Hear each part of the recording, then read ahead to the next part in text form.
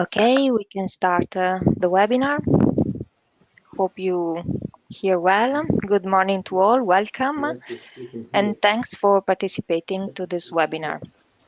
As editorial build-up team, I will spend only a few words for introducing the context in which the webinar has been organized, the agenda of this meeting, and next appointments. As you know, or at least we hope you well know, Build Up is an initiative by the European Commission since 2009, and our main purpose is to support the EU member states in implementing the Energy Performance of Building Directive and to gather collective intelligence and to disseminate results and best practices coming from all the EU states and all the organizations, project partners, research institutes, academia, professionals, and more. So we invite you all to connect to Build Up portal as visitors, as readers, but also we invite you all to participate as active members of the community. As editorial team, we will be pleased to receive your contributions in the form of publications, news, best practices, or webinar, and to find together the most appropriate way to showcase and publish your project and results in Build Up portal. And in fact, this webinar has been organized starting exactly from a positive and effective collaboration with EuroACE. And EuroACE is the European Alliance of Companies for Energy Efficiency in Buildings, is a cross-sector organization that represents the leading companies delivering products, equipment, services for energy efficiency in buildings. And this is the first of a sequence of webinars that will be organized under the cooperation between Build Up and EuroACE. And today we will focus on the long-term renovation strategies and the drivers to foster the renovation processes. And exactly in the same way, in October, in Build Up, we focused our contents in deep renovation technologies. And in November, we are exploring the theme of financial schemes as successful key for energy efficiency.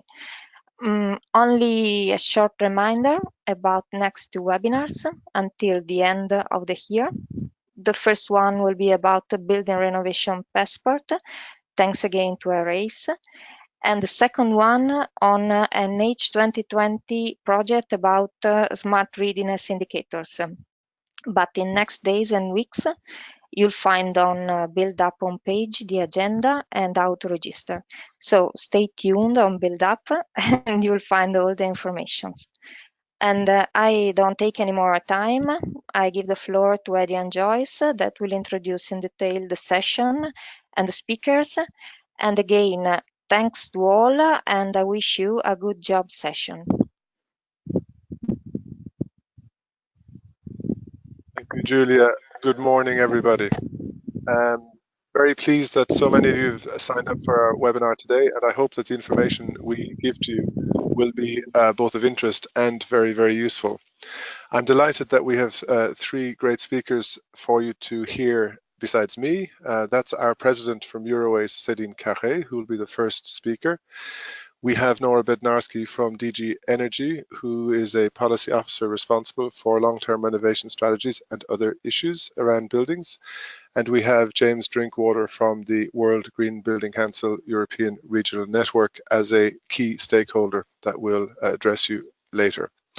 So without further ado, I pass you over directly to our president, Céline Carré. Good morning, everyone. We're very pleased to welcome you for this first webinar of EuroACE on the European Performance Building Directive, which is a very important milestone for transforming our buildings into not only highly energy efficient and decarbonized building, but also into healthier and more comfortable buildings. So I'll be brief. I just wanted to share with you a few words about what we do in EuroACE and why we have engaged into doing this guidebook. So EuroACE, created 20 years ago, has currently 15 members providing a wide range of services and solutions for improving energy efficiency of buildings. And what makes us unique is that we represent all technologies, as we want to make sure that their interactions and synergies are well understood by everyone, and in particular that they are being mirrored in the regulatory framework. Buildings are, as everyone knows, systems. So we,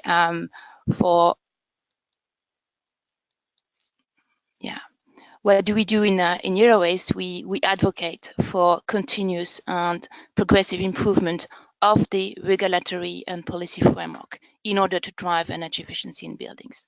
And we also aim to maximize the multiple benefits, be that in terms of energy security, in terms of climate, in terms of health, air pollution, for example, but also the economic benefits. So we want to boost market potential for energy efficiency for our members and for the sector in general.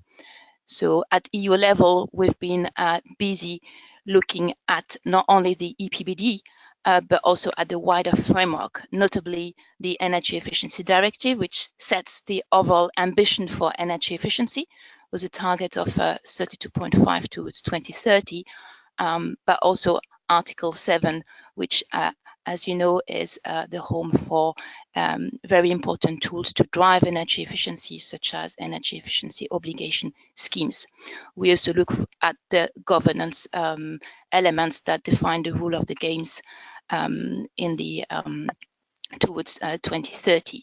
So within this, we believe that the Buildings Directive is really the cornerstone, not only because it has a vision and time frame and it has nice tools that it offers to member states, but also because it has a key element that we are going to explore today, namely the opportunities of the long-term renovation strategy, which I see as an opportunity for member states to cook on their own recipes for transforming their building stock with a few prerequisites, but lots of those elements have to be found by them and also through best practice sharing.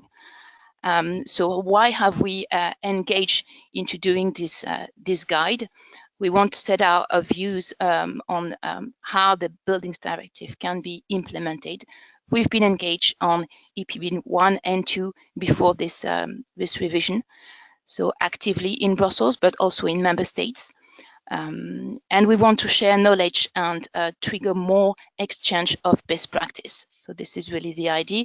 And for that, we've developed a few sets of recommendations.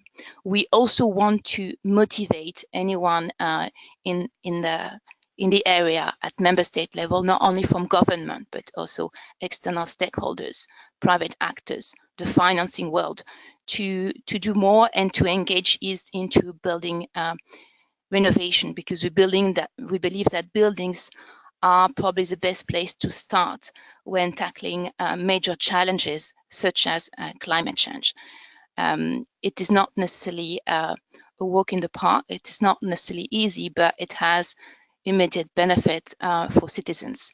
So not only economic ones, such as lower bills, but it does increase comfort and health for every home that is renovated and every office where we work during the day. So yeah, this slide just summarizes the approach we've taken for elaborating this piece of work. You can see that we started early. We started as soon as we had a flavor of what the final text of the EPBD would look like. And it has been a highly collaborative work, not only within EuroACE with our members, but also with the external world, because we've invited over the summer a wide range of experts and stakeholders to comment on this guidebook. And I'd like to underline that this is also how we see this directive should be taking shape at member state level. It is through more collaborative work that we can make the change on renovating our buildings. So without further ado, I'll pass the word again to Adrian Joyce. Thank you very much, Celine, for that, for setting the scene. So now I will spend a few minutes taking you through our chapter 2 of the guide. And I should say that the guide just went live on our website, so you can in fact now download it from the press releases section or the publications section of our website. As Celine has just pointed out, we see the long-term renovation strategies as the central tool for member states to achieve impact, and that in order to deliver the prize of the multiple benefits that she has highlighted in her presentation. So what I intend to do is simply walk us through the content of the chapter without doing every single detail, hit the main elements, and then we will invite our two other invited speakers to come with their presentations and reactions. So what are the main elements that have changed in relation to long-term renovation strategies? Here it's probably worth recalling that the first renovation strategies were required under a different directive, the Energy Efficiency Directive, it's Article 4, and that was transferred into the amended EPBD during this last 18 months. What has happened is that now member states must prepare a long-term renovation strategy, and that in consultation with stakeholders. And the long-term renovation strategy must lead to the transformation of national building stock to nearly zero energy building levels by 2050. From our perspective, this is a great achievement to have a vision for the building stock tied into a European directive. It does give to member states a real challenge, but a huge opportunity. And that's exactly how I ask you to look on this aspect of the amended EPBD as, yes, a challenge, but a great opportunity. So the long-term renovation strategies must, among other things, as I say, I'm hitting the main elements here. It must include milestones, and those at the end of each decade, so in 2030, 2040, so that we can check as we go along that we are collectively going to reach the goal in 2050 of a transformed building stock. The LTRS must also include what are known as measurable performance indicators, and these will be set by the member states depending on their context, again as a tool to assist in measuring progress towards the final goal. The LTRS now must target the worst performing buildings, and from a EuroACE perspective, we believe that's sensible because worst performing buildings provide the highest energy saving opportunities. And also worst performing buildings tend to be occupied by the most disadvantaged in society, so we can have a very beneficial impact across several policy areas by targeting worst performing buildings first. The LTRS must also include specific actions to address energy use and waste in public buildings, and now not just central government buildings, but all public buildings. Member states will also be required, and it's a very important element from a EuroACE perspective that we will touch on in a future webinar, must touch on rollout of smart technologies, technical building systems, building automation and control systems, because that digitalization of our sector is a significant assistance in achieving and maintaining energy savings over time. Other main changes that have taken place include the need that I mentioned already to undertake structured consultation of stakeholders, a topic we'll return to with James Drinkwater later. And member states have been given the option to use trigger points as a moment in the life of a building at which a requirement or a regulation must be implemented by an owner, and or to introduce what are known as building renovation passports. These will also form the topic of a further webinar, but briefly, they are documents that are worked out with the owner of the building by an independent, neutral expert on energy performance in order to deliver to the building owner a structured plan across time by which that owner can bring that building from its current performance level to the performance level required in 2050. And that allows the building owner then to be fully informed and to plan properly for the deep renovation of their building. Moving on to the last point in this part, member states are now required to demonstrate how the long-term renovation strategy will contribute to the overall energy efficiency target set in the Efficiency Directive that Celine referred to earlier. We firmly believe that the building sector is one of the key sectors. In fact, it's the sector that's most ready to contribute the most in the next decade to the achievement of that overall energy efficiency target. And we will plead for member states to take particular attention to reducing energy waste in buildings through good long-term renovation strategies, and therefore contribute meaningfully and dramatically towards the achievement of the overall energy efficiency target. Celine also pointed out that this work will have significant impact on helping European countries to reach their Paris Agreement goals under climate change targets. So what's the timeline for member states on the long-term renovation strategies? Well, you can see here that initially the long-term renovation strategies and elements of them, we come back to this with Nora Bednarski later, form part of the national energy and climate plans that are required under the governance regulation for the Energy Union. But what's interesting here is that by derogation, the first full LTRS has an out-of-step deadline of the 10th of March as compared to the governance deadlines, 10th of March 2020. So after that date, they will be fully incorporated into the national energy and climate plans and will undergo updates and revisions, as you see in the timeline, drifting off into the distance. But again, Nora Bednarski will talk a little more about that in her presentation in a few moments. So you'll be asking, why do we consider this to be important, to have these new requirements on long-term renovation strategies included in the directive?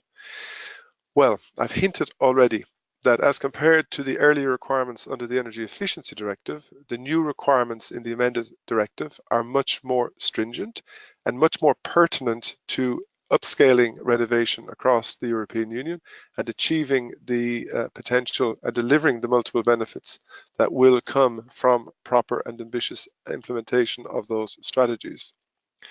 In other words, it forms the backbone of member state efforts to transform their building stock and should lead to a real mobilisation for energy renovation across the EU. And that is precisely what EuroACE has been calling for most of the 20 years that we have been in existence. We also see high importance that there is now a legal requirement of a structured dialogue with stakeholders in the preparation and implementation of the LTRS, and I return to this on an independent slide in just a moment. And the importance of setting milestones and measurable progress indicators is something I have already mentioned. Because without a means to monitor and evaluate progress, the plans and the strategies themselves are frankly useless. So understanding and setting realistic milestones and having measurable progress indicators that are adequate and properly framed for the national context will be another very important moment for stakeholders to speak up and express their opinion about these aspects. So looking in a little more detail at stakeholder engagement and what impact that can have on the LTRS, we first of all see that there's an opportunity here to correct earlier weaknesses in the original strategies. So by bringing our knowledge and expertise to the member state officials, we should be able to assist them to overcome earlier weaknesses in the initial renovation strategies that have been submitted under the Efficiency Directive. It allows to deliver to governments a 360-degree perspective. If they do the right thing and include all stakeholders who are affected, then they get a full perspective and will then make decisions on what's in the strategy based on full knowledge and not based on speculation. It should also deliver greater upfront understanding of the challenges to be addressed, and as the stakeholders occupy the market and society at large, the sharing of lessons that we have learned over time can be more smoothly exchanged with the member state officials. And by that involvement, the stakeholders themselves will be more prepared and hopefully more ready to implement in the market the requirements that will then come from regulation that the long-term renovation strategies incite within the member state legislative framework. So also, and a final point on stakeholder engagement, we believe that it can help the governments to decide what are the best tailored actions for certain building typologies. Across each of our 28 member states, there are certain typologies that are known by the stakeholders to be the ones that should be addressed, let us say, first, or that are the ones that are worst performing, and that interaction with the government can really help on permitting tailored actions to be decided upon. What then flows as benefits? And we've both mentioned this already in the webinar, but the first one that we will see through ambitious, holistic, and properly structured implementation of the LTRS is that we should increase the comfort, health, well-being, and productivity of occupants within the buildings. And this because the buildings will be more certainly energy efficient, but warmer, better indoor air quality, and contributing therefore directly to well-being. We will of course see the cost of energy bills reduced for all, and that's because the overall amount of energy that will be consumed will be less. So even if a unit price goes up over time, the overall cost of energy bills should be reduced for all by an ambitious implementation of an LTRS. By derogation, the healthcare costs for governments will fall, because with greater health and well-being in the population, we will find less sick days, less hospitalizations, and therefore overall healthcare costs will drop. Needless to say, given that the estimated current renovation rate across Europe hovers around 1%, depending on the country it's a little more or a little less, if we can boost activity and make sure all renovations are energy renovations, there will be a great boost to the economic activity across the EU. In fact, we have estimated that at 0.7% growth of GDP per year, as we move from a current rate of renovation of around 1% to a rate of 3%, which is needed for energy renovation over, let us say, a 5-year period, we would estimate that we will boost GDP growth per year at a rate of 0.7%. Certainly significant in these times. And last, but by all means not least, addressing the energy performance of the building stock will make a significant contribution to long-term energy and climate goals, because I recall that indeed the buildings sector in Europe currently uses about 40% of all final energy delivered and emits more than 36% of the CO2 energy-related emissions across the EU. So doing this properly will give a very robust impact onto the long-term energy and climate goals, including the Paris Agreement. So my last slide is to say that we as a stakeholder community or as member state officials, I believe now have a responsibility to ensure that the LTRS will drive energy renovation across the EU. The challenge and the responsibility on the member states is that the strategies they prepare should be effective ones. They should have action plans associated with them so that the rollout can be managed and planned and structured in the appropriate manner. That, we believe, is best undertaken by ensuring purposefully structured engagement of all stakeholders. So ones where the stakeholder input is truly taken into account and is not just a paper exercise or a wallpapering exercise of consultation. To ensure that the LTRS will drive energy renovation, constant communication by the governments, by regional and city authorities who will have a burden as well to implement, by us as stakeholders, will be required. We've observed in the past that if a good program is designed and launched, it is inadequate to only communicate about that program at the start of the program.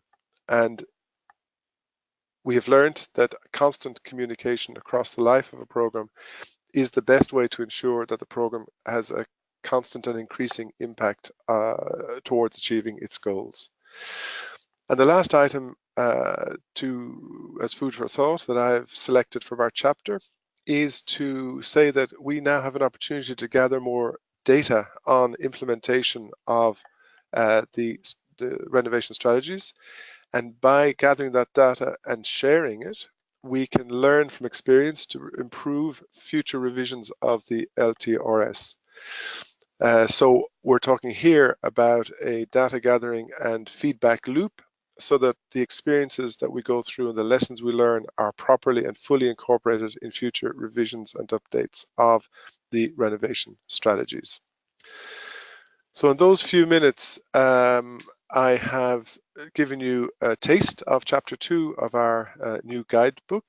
And while you listen to the other speakers making their presentations, I want to remind you that you can ask questions of us as speakers by typing into the box you see in your control panel on the webinar page.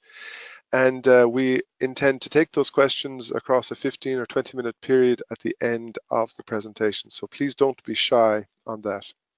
So with no further ado, I'm very, very pleased to introduce Nora Bednarski from the European Commission, DG Energy Efficiency Unit, who will now take us through her presentation on the Commission's perspective. Nora, over to you.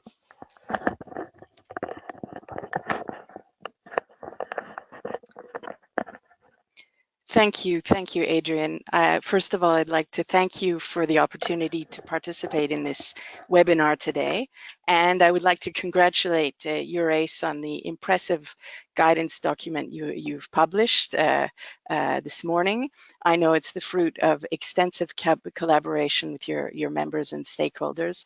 And it's a good start to the collaborative, interactive approach that is indeed necessary to achieve really effective rollout and implementation of long-term renovation strategies across the EU. So in my presentation, I will rapidly cover key elements of the long-term strategies, but in fact, Adrian, you covered a lot of what I would like to highlight. And then I will go on to make some links with other provisions in the EPBD. I will cover also the link with the governance regulation and the different deadlines for the various plans and strategies that need to be submitted.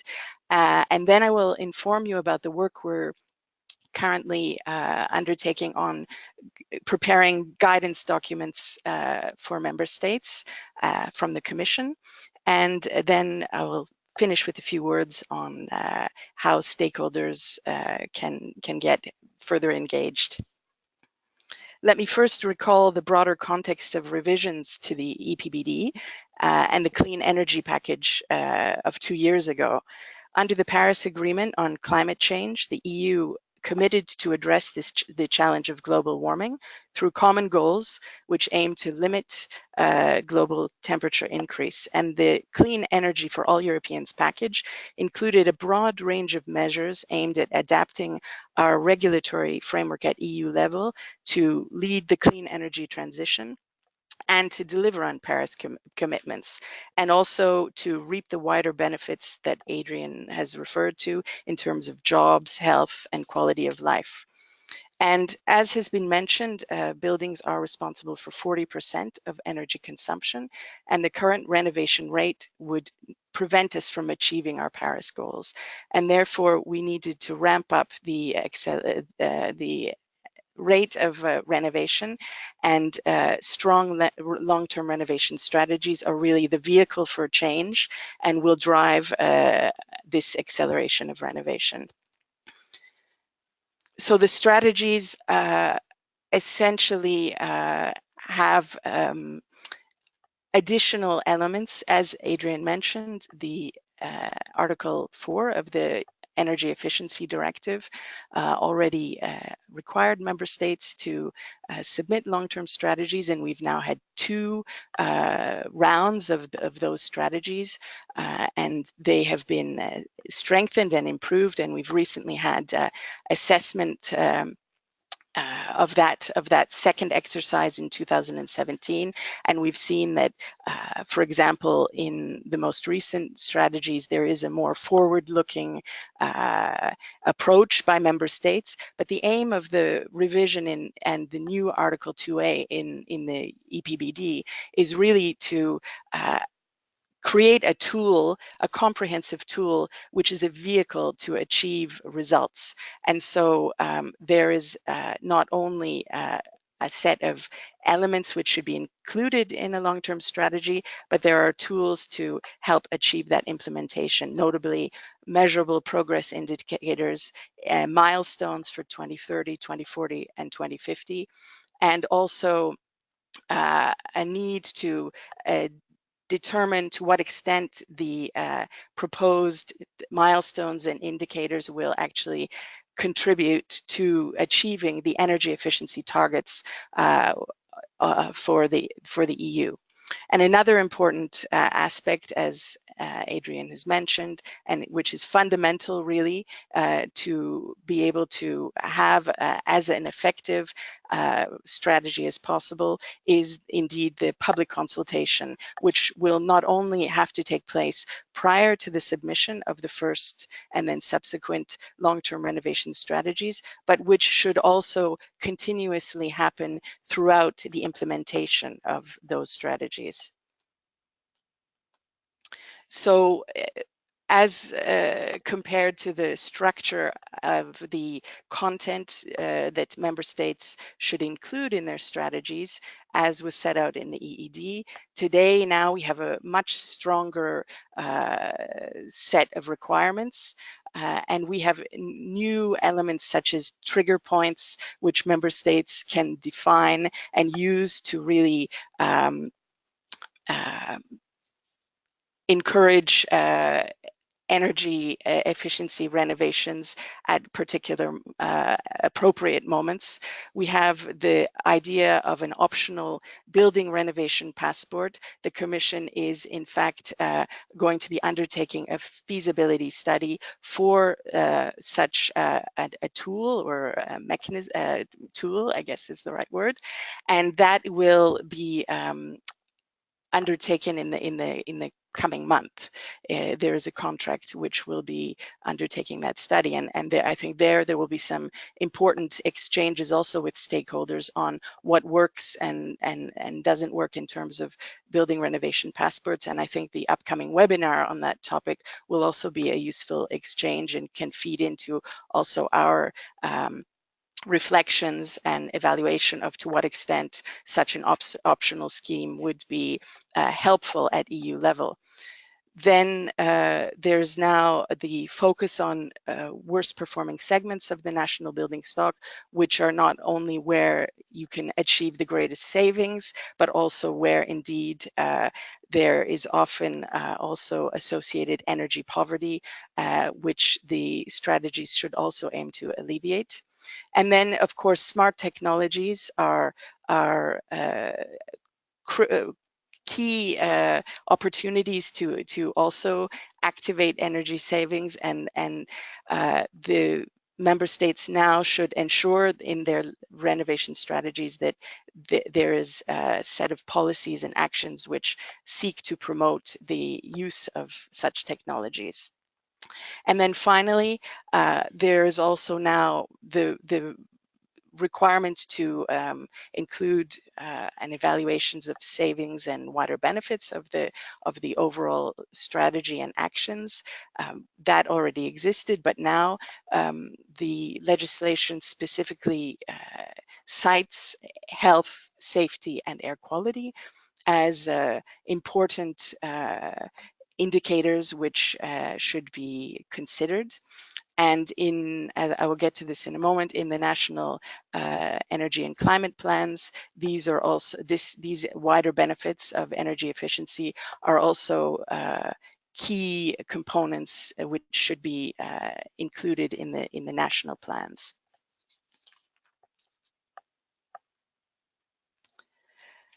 The other important dimension of the revision to the legislation on long-term strategies and the new Article 2A is the very explicit link to mobilizing investments. So policies and measures and actions are important. Member states have an obligation to set them out in their strategy and ultimately to implement them.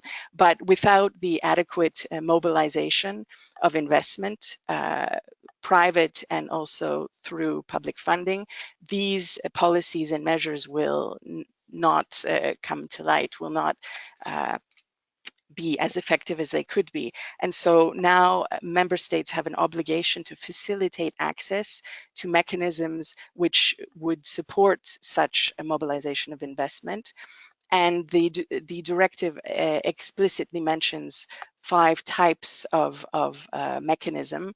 So aggregation of projects, reduction of perceived risk, and that's about reducing the risk of that is perceived by investors of investing in energy efficiency renovations, use of public funding really to trigger private investment, guiding investments into energy efficient public building stock there through energy performance contracts, and we've seen recently some modifications to the Eurostat rules on the financing, the reporting of financing, which will facilitate public authorities in having these investments not counted on their books, but counted on as assets on the books of the entity performing the energy performance contract. And finally, really promoting advisory tools such as one-stop shops. So this is really consistent with and complemented by the Commission's initiative Smart Finance for Smart Buildings, which aims at and also at unlocking investment and private financing through similar the aggregation of projects, de-risking, and effective use of public funding. And we are carrying out forums regularly throughout the EU on smart finance, which bring together stakeholders at a national level and often cross member state, which really are important in sharing best practice of projects that are already in place. And for us, it is critical to really facilitate the exchange of the good examples of financing schemes which are either in a pilot phase or in a full rollout phase, because these will enable similar schemes to be developed throughout member states. So long-term strategies are defined, and the framework with the measures are set out in Article 2A of the EPBD, but several other articles are worth mentioning, notably Article 10, which makes a very strong link with financial incentives and energy efficiency improvements. Because when we evaluated the EPBD, we saw that a stronger link between financial measures and renovation quality was necessary, and that in fact the energy performance certificates could play an important role in stimulating higher renovation rates. And the evaluation also concluded that having quality data on buildings is a challenge. And so new elements in Article 10 seek to address that. So whereby financial measures for energy efficiency improvements are to be linked now to the targeted or achieved energy savings of a renovation. And at the same time, we are seeking to improve existing EPC databases so that actual implementation information about the savings achieved and about the performance of the building can be included. And new paragraph 6A of Article 10 requires that at least public buildings for which there's an energy performance certificate must include the data of their measured energy consumption now in the certificate. So it's not just about the theoretical performance of a building, but it's also about the actual performance. And financing will now be tied to the actual savings which are achieved. And member states will, under Article 10, paragraph 6, now have to define criteria by which financing incentives should be measured. Article 20, revised Article 20, provides that certain financial instruments should be communicated to building owners and tenants, and this is seen as another important step in ensuring that the financial opportunities in terms of investing in energy efficiency renovation are really known to those who need to take up the, sorry, I was just distracted. Finally, in Article 19A, I mentioned earlier that we are undertaking a feasibility study on the idea of an optional building renovation passport. Moving on to the relationship between the long-term renovation strategies and the political agreement that is reached to date on the governance regulation, soon to become of legislation, but for the moment it is not an official document, so it remains a political agreement. The governance regulation will serve as the architecture for the energy union and as a mechanism for achieving the union's 2030 objectives, with member states being required to outline a national strategy and to submit national energy and climate plans, NECPs. And the first draft NECPs are actually due at the end of this year. And the final version of the first NECP will be submitted by member states at the end of next year. And long-term strategies, long-term renovation strategies are a key component of these plans. However, as you saw in that nice slide which showed the timeline graphic in Adrian's presentation, there are a number of steps, and the long-term strategies will not be included in the final version of the first national plan, which is to be submitted in December next year.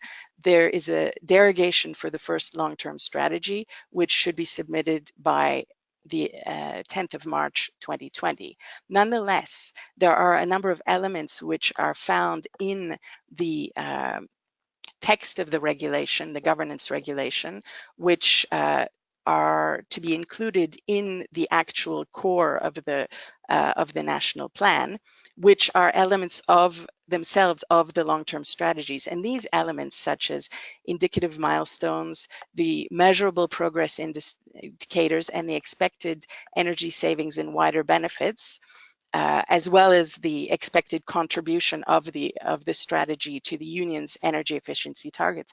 These will be included already in the final energy, the National Energy and Climate Plan. And so these, although there is no obligation to include the long-term strategy in the draft plan, we expect already today that energy efficiency experts at national level are already involved in discussions and exchanges with their counterparts in other ministries and same ministry really drafting the NECPs. And more specifically, we recommend that the milestones and indicators and savings and benefits are already central, even in the draft version of the plan. So as I mentioned, we are preparing guidance for member states with a view to assisting them with transposition. So really with two key objectives. First, to clarify certain provisions in the directive, and there will be guidance on different elements. So there's a guidance on long-term strategies, there's a guidance on electromobility and so on. And second, the objective of the guidance is really to set out some good practices which we have been collecting through our extensive exchanges with stakeholders over the past months and with member states. I would also like to stress that these guidance documents are not legally binding for member states. They are Commission guidance. They're also not formal documents which require their approval. Nonetheless, we are engaging in this constant discussion, and we hope that the guidance documents will be available or finalized at least at a technical level by the end of this year. And then, because they will be official Commission documents, they have to be adopted, and that will take several months, and therefore we anticipate that they will be publicly available during the first quarter of next year, 2019, which will give member states a year before the transposition. Nonetheless, transposition work should already be ongoing. And finally, already at this stage, the role of stakeholders is really important, because indeed that transposition work is already happening. And so the guidance note prepared by EuroACE is a good first, I think it's the first guidance we've seen, and it's important during this process that the knowledge and expertise of stakeholders, not only about the challenges, but also about the opportunities, is shared, and that in the formulation of the long-term strategies and the policies and measures which will be contained therein, but also in the implementation phase, it's important to engage stakeholders. And again, I recall that the legislation now emphasizes that this consultation should not only happen before and when the long-term strategies are being prepared, but also during the whole process of implementation. I think I'll end there, and after, if there are questions, I'll be happy to take any. Thank you. So now I'm handing over to... Thank you so much, Nora, for that very comprehensive overview of the situation. So now our final speaker is James Drinkwater. James, we have to hand you control of the screen. Great. But off you go when you're ready. Thank you so much. That's great. And a huge thanks to EuroACE. Send your friends and your family this fantastic note they've prepared. This is the stuff that makes European legislative visions a reality on the ground. And I particularly endorse the fact that this note, it concentrates on this consultation element of preparing national renovation strategies. And that's what I'm going to focus on for you now. Now, there are a lot of elements of the renovation strategies that will be highly technical, that will require innovative technical solutions. But at the heart of the renovation strategies is a very human challenge, which requires socially innovative solutions. And this was what the Build Upon project funded by the Horizon 2020 program was all about. It was a consultation program with over 2,000 organizations across a series of over 100 events across Europe as part of the last version of the renovation strategies. And I think that the key thing that we learned for me was really summed up by a phrase that a colleague used, and the presenter tools aren't working for me just yet, Adrian. So I'm going to try to click on to my next slide.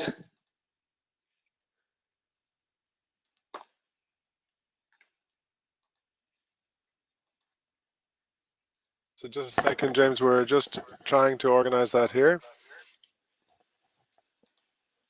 Thank you. Hopefully they'll come over to me shortly.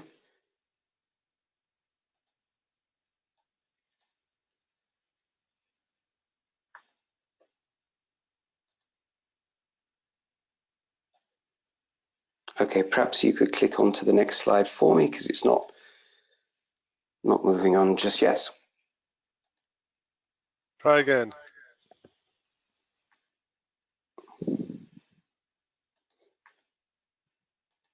No. Sorry, James, it's my fault. Hold on. You should be able to do it now.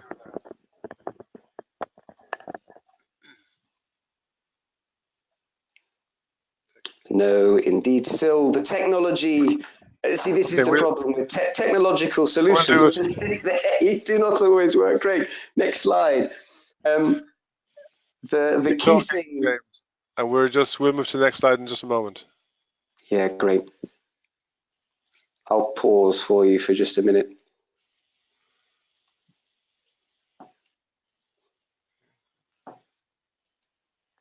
As I was saying, we need more socially innovative solutions because sometimes the technology fails us. But what we learned in this huge consultation program was that you can't throw birds in a straight line. And what on earth do I mean by this phrase? With dead, non-living things like a rock, you can take it, you can throw it, and it will land pretty much where you expect it to. But with living things like birds, you can't expect that when you release them, they will go in the direction that you expect or want them to. And the renovation strategy challenge is just like this. We have millions of human living entities that we are trying to galvanize and move in a single direction. We have thousands of technical stakeholders across Europe that will need to be involved in the renovation strategy delivery. And we have to prepare socially innovative solutions to get them to move in a single direction. And this is one of the things that we do an awful lot at the World Green Building Council. We are a global network of green building councils in over 70 countries with over 50,000 members. So a lot of our time is spent trying to bring large communities together to drive the market forwards. And I want to focus on 3 points today, and the controls are still going a little bit crazy here.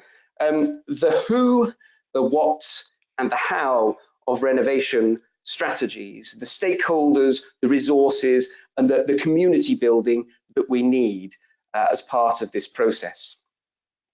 The who, I want the main message of this part to be, you can't manage what you don't measure. This is incredibly true for stakeholder consultation, just as it is for energy efficiency, where this is a phrase we use a lot.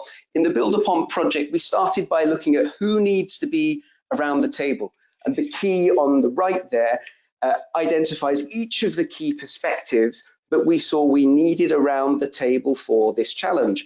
But we already have very large networks working on this. So a particular category we deem to be key for this is what we call the unusual suspects, the people who we don't know yet. We identified this group because we know that we've got a lot of people moving in this direction now, but we're not getting to that 3% renovation that Adrian mentioned is our target. So we need to identify some of the stakeholders who can potentially help us move at the scale and the speed that we now need to. Next slide, please.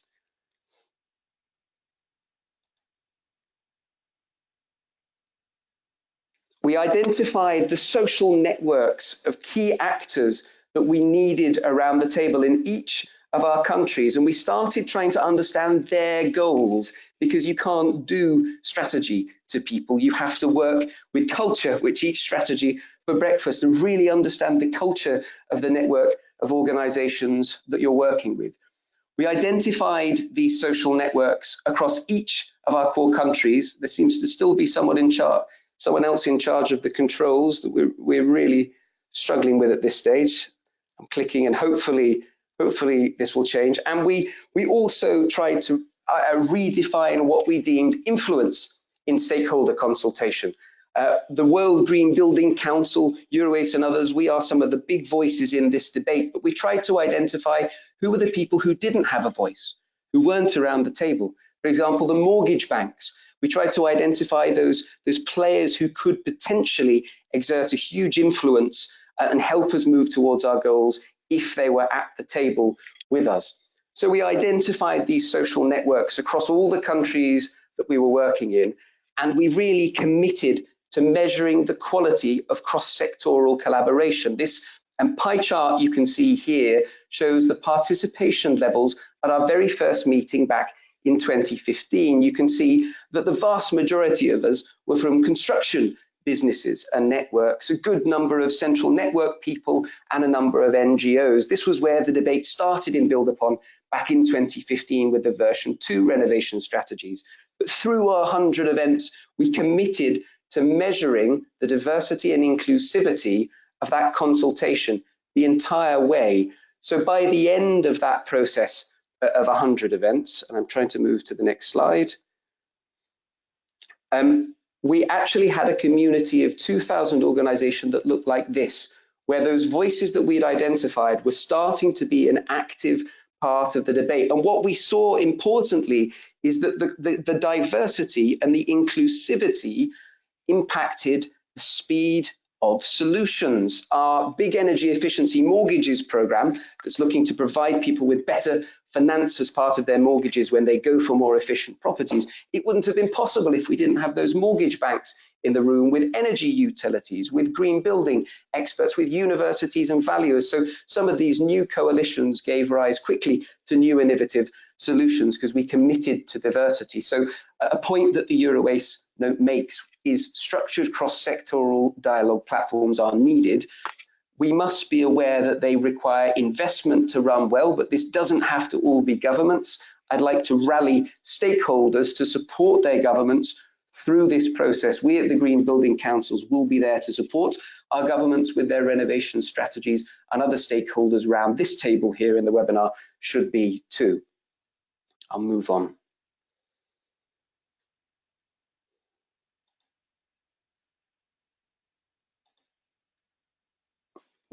We've lost the slides again. I'm just going to leave this section with this question.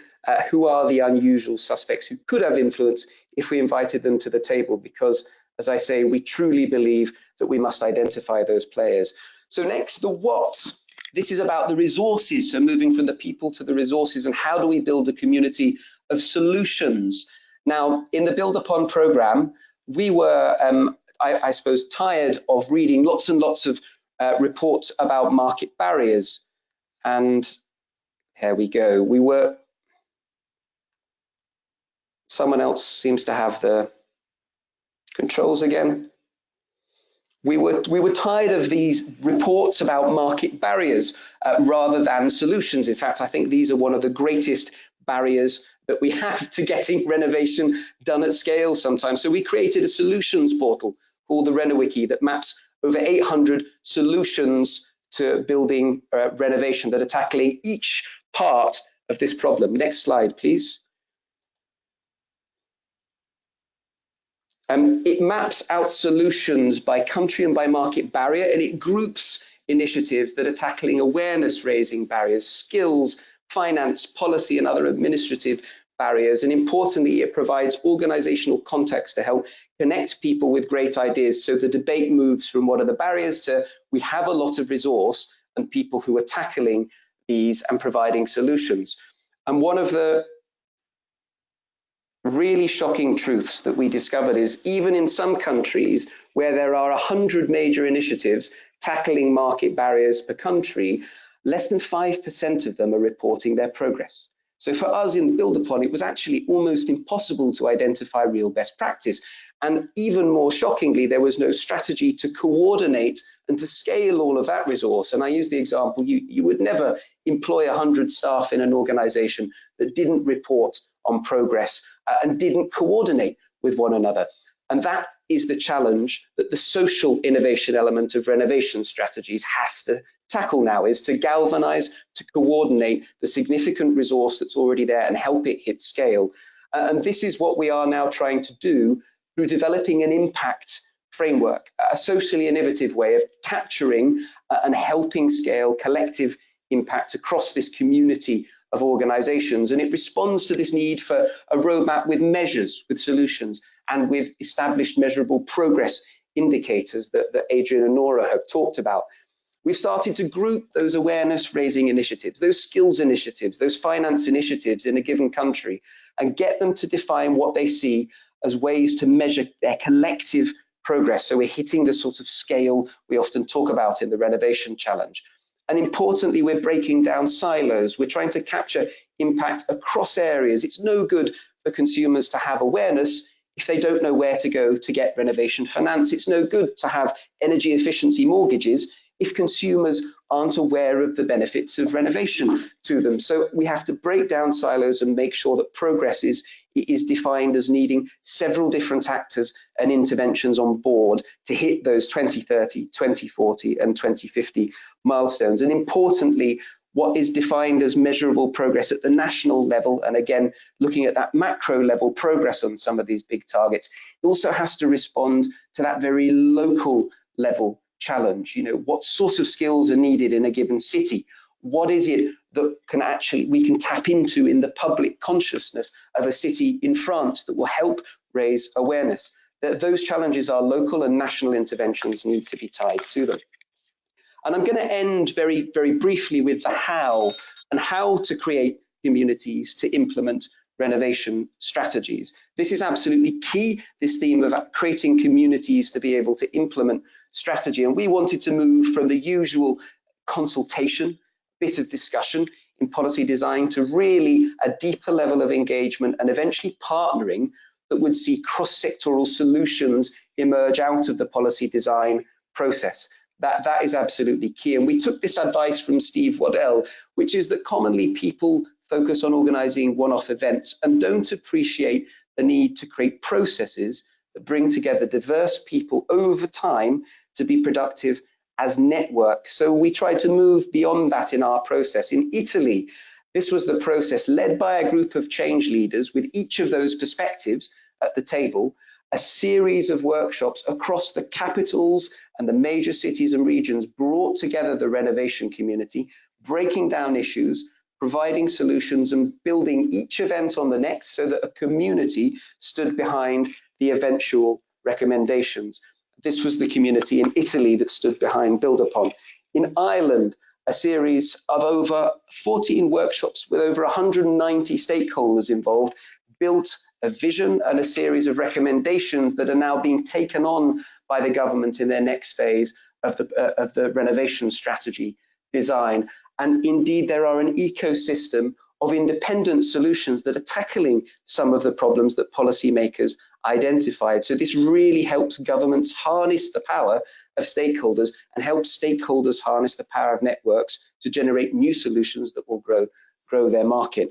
And I started with that slightly chaotic image of the bird, of throwing a bird, but wanted to note that in nature there is great capacity for coordination and going the distance.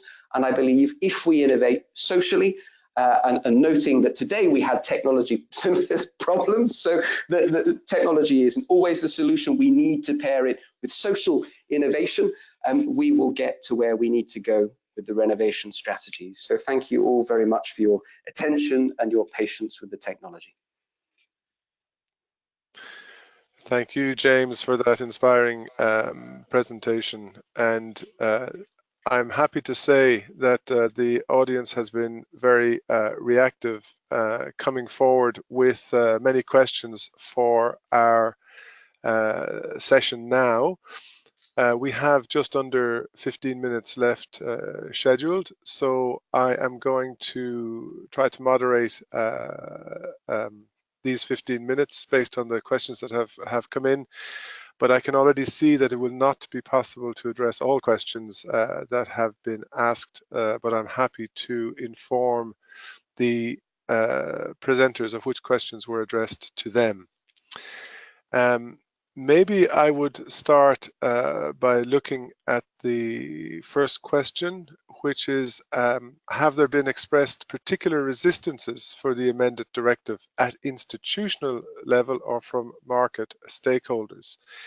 And to this, as moderator and SecGen, I would say that I would not feel that we had particularly orchestrated resistance to the amended directive. There was a very broad public consultation that took place before the amendments came out. There was plenty of opportunity for inputs during the legislative process, and I did not really detect an orchestrated resistance to the directive at that time. And now we need to gather together, as James has said, in order to ensure success for the amendments that have been agreed. So a second question directed, let me have a quick look at Nora.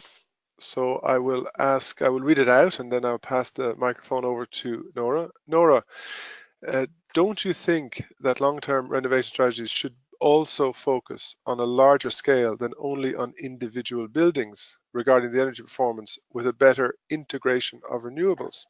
Nora. Thanks. Indeed, having an approach to energy efficiency which extends beyond individual buildings is valuable. And so, for example, having interventions at a district level to really either tackle by way of aggregation the financing of renovations, and also to have energy solutions at a district level. This is not just an individual building approach, and renewables need to be a complementary component with energy efficiency in really achieving reduced emissions and savings. So you have to look at energy efficiency with an integration of renewables, and they complement each other. Thank you, Nora. There are several other questions. One that I see towards the top is actually addressed to me at Adrian. The major change in EPBD 2018 is the target to decarbonise the building stock. However, your presentation does not mention the word decarbonisation. Could you please elaborate on this point? What are EuroACE views on decarbonisation? So that question is not 100% accurate, because indeed both my President Céline and myself mentioned decarbonisation. Indeed, it's not, the words aren't there, but we're very, very aware that to achieve the Paris Climate Change Agreement, that's a decarbonisation pathway, that the contribution of the building sector is absolutely crucial there. But indeed, you rightly point out that our Article 2A calls for the long-term renovation strategies to lead to a highly energy efficient and decarbonised building stock. But we have chosen, as I think is our right, to look more at the transformation of the stock to a nearly zero energy building level.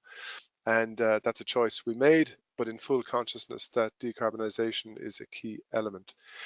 And to the person who asked the question, can I say that the work ongoing for the long-term strategy on low carbon economy to 2050 by the Commission at the moment is one that we're tracking very closely at EuroACE level. So scanning the other questions. Hi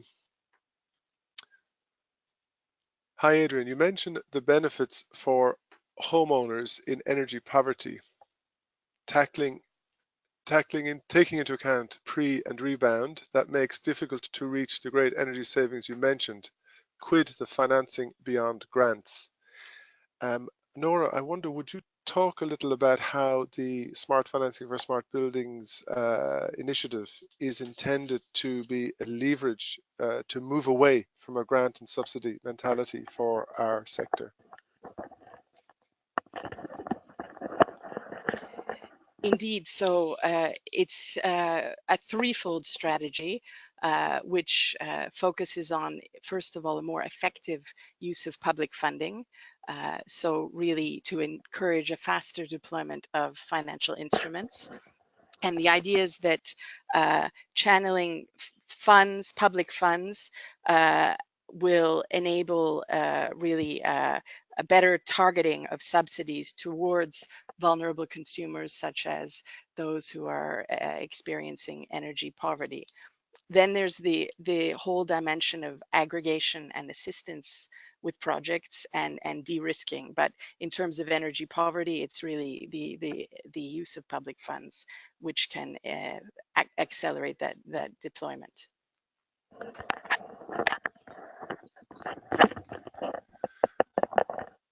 So thank you, Nora. We see a question for James.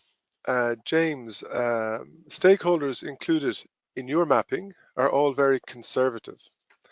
It's hard to understand why did you gather under build upon such conservative groups who will not decarbonize the building stock? That's obviously the view of the questioner. Is this your target? Highly recommend you work with those you, and there's a little bit more, ... Unusual stuff, Yeah. with your unusual suspects.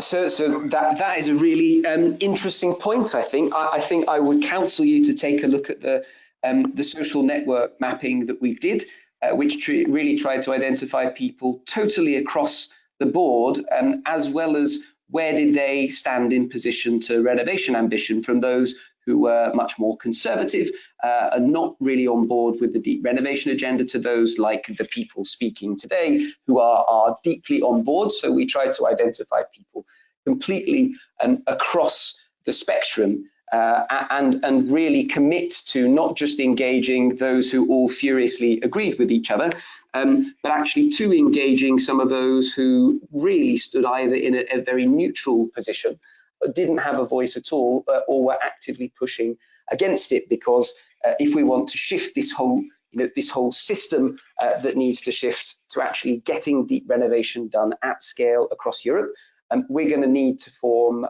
new alliances, we believe. And again, what we saw is, in Ireland, bringing in the faith community and the owners of kind of religious property portfolios who were working not just to improve their portfolio's energy performance, but who were working with local communities around values that are aligned with preserving our environment. Those unusual stakeholders, as it were, in the energy efficiency community provided huge breakthroughs, particularly into bringing in whole new communities. Another great example was human resources professionals who were engaged not because they care so much about energy efficiency in buildings, but Adrian talked about the health and well-being co-benefits of better performing buildings for people, and productivity in the office space was the thing they wanted to engage in. And then it was abundantly clear to them why they'd improve their buildings, where 90% of their organizational costs were their staff, and their energy bill might be 2% of their costs. So actually, we really committed to trying to work with those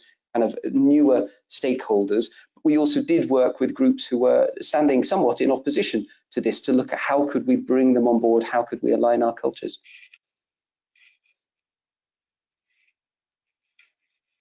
Great, James. Thank you very much for that. So we're coming close towards the end, and I'd like to just leave a couple of moments for myself to wrap up, but two quick answers to two further questions, and then apologies to those that we have not reached today. We might come back to you by email. So the question, and I'm going to ask Céline Carré to address it, is that the IPCC special report on 1.5 degrees states that a 5% renovation rate in developed countries' cities is needed to be compatible with 1.5 degree pathways. How can we push for science-based targets? So thank you. I think it's Andy asking the question. I think it's a very valid point, and definitely we have to take more into consideration the latest developments in science. But as regards building renovation, I would say that reaching 3% is already quite a hard stretch. So acceleration is needed to 3% and possibly beyond. And I'd like to come back to one point that was earlier pointed, I mean, did we face any resistance? No, everyone is happy to push for renovation, but the resistance we faced, that one from often the finance ministries and at home that are reluctant to give stability, the stability we need, that corresponds to the stability of the policy framework that we are pushing for. So that's maybe one pressure point. And then acceleration calls also for understanding the conditions for replicating the good models on renovation. So I'll stop here, give the floor to Adrian back. And our last question today will be the following one. Under previous Energy Efficiency Directive and Energy Performance of Buildings Directive, the concerted actions, a commission-funded activity to bring member states together on these issues, produced guidance on financing. How can the sector work with the concerted actions, and will updated guidance be requested by the Commission? Nora. Thank you. So indeed, the concerted action initiative is ongoing, and a fifth round of the project has just been launched, and member states work together to really exchange on good practices and also on challenges and difficulties in implementing both the EED and the EPBD. And currently, the issue of financing is high on the agenda of the EPBD concerted action, who is looking in particular at the Smart Finance for Smart Buildings initiative, and looking specifically at concrete actions and examples and projects which are in place, and seeking to really bring stakeholders to the concerted action in the hopes of really encouraging dialogue and exchange across member states and across stakeholders. So that is something that is ongoing. Thank you, Nora, for that last answer, and thank you to all our presenters and their willingness to address the questions from the audience. As I said, we'll come back to some of the questions that we didn't get time to address by email.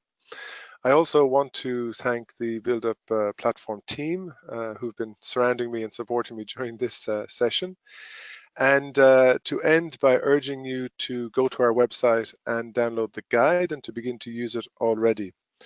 I realized listening to the discussions that we didn't mention that the guide not only covers an overview of the process and the long-term renovation strategies presented today, but also chapters on individual building renovation passports, on financing energy renovations, on smart and technology equipped buildings, and on how to describe the energy performance of a building.